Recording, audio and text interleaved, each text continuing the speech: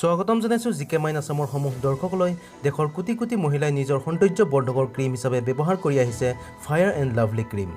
হয়তো আপুনিও নিশ্চয় ব্যৱহাৰ কৰি পাইছে বা এতিয়াও ব্যৱহাৰ কৰি আছে এই ক্ৰীমবিধ। কিন্তু এতিয়া আপুনি ফায়াৰ এণ্ড লাভলি ক্ৰীম হিচাপে নাপাব বজাৰত, কাৰণ কোম্পানীটোৱে এই ফায়াৰ এণ্ড লাভলি নামটো সলনি কৰিবলৈ ওলাইছে।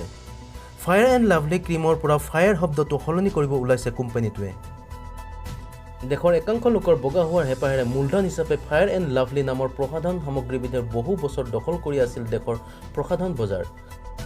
সামগ্ৰীবিধৰ প্ৰচাৰৰ কাৰণে নিৰ্মাণ কৰা বিজ্ঞাপনসমূহে ছালৰ বৰ্ণক লৈ বৈষম্যৰ সৃষ্টি কৰা বুলি বহু সময়ত অভিযোগো উত্থাপন হোৱা দেখা গৈছিল।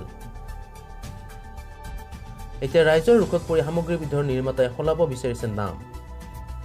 এতিয়াৰ পৰা আৰু এই প্ৰসাধন সামগ্ৰীবিধত নাথাকে ফায়াৰ শব্দটো।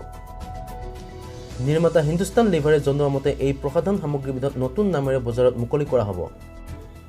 ইতিমধ্যে আবেদন জনোৱা হৈছে আৰু কোম্পানীটোৱে অপেক্ষাৰত নামৰ অনুমোদনলৈ। প্ৰতিষ্ঠানটোৰ বিউটি এণ্ড পাৰ্চনেল কেয়াৰৰ মুৰব্বী ছানী জৈনে জনোৱা মতে ইউনিলিভাৰ এটা অতি বহুল সমাদৃত ছালৰ যতন লোৱা প্ৰসাধন সামগ্ৰীৰ ব্ৰেণ্ড, যিটো ব্ৰেণ্ড বিশ্বজনীন। এই ব্ৰেণ্ড সকলো ৰঙৰ ছালৰ যতনৰ সামগ্ৰী উৎপাদনৰ প্ৰতি দায়বদ্ধ। উল্লেখযোগ্য অতি সম্প্ৰতি জনছন এণ্ড জনছনে ছাল বগা কৰা ক্ৰীমৰ উৎপাদন বন্ধ কৰাৰ সিদ্ধান্ত গ্ৰহণ কৰিছিল।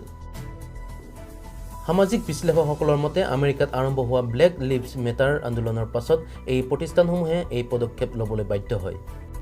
অৱশ্যে ফায়াৰ এণ্ড লাভলিৰ বিৰুদ্ধে বহুকেইখন আবেদন চেঞ্জ অৰ্গেনাইজেশ্যনৰ যোগেদিও ৰাজহুৱা হৈছিল। ফায়াৰ এণ্ড লাভলিয়ে নতুন নাম হ'বলৈ গৈ আছে গ্ল' এণ্ড লাভলি। গতিকে পৰৱৰ্তী সময়ত হয়তো আপুনি বজাৰলৈ গ'লে গ্ল' এণ্ড লাভলি বুলিয়েই কিনিব লাগিব।